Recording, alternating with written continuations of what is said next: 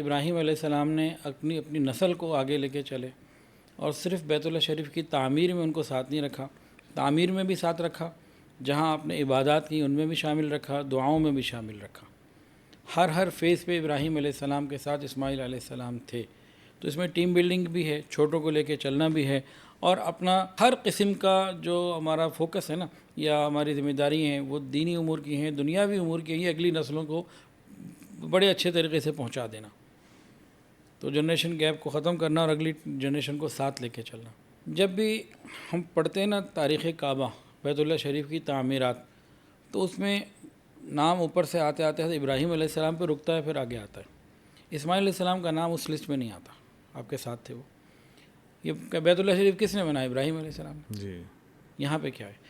وہاں یہ ہے کہ چھوٹے نے بڑے کے ساتھ مل کے کام کیا، لیکن اپنے نام کو اوپر آنے کی کوئی خواہش نہیں رکھی، نام بڑوں کا ہی آئے گا۔ آج کے دور میں سب سے اہم ترین جو سیکھنے والی چیز ہے وہ یہی، تو نام بڑوں کا ہی آئے گا۔ سارے جھگڑے بھی اسی کی۔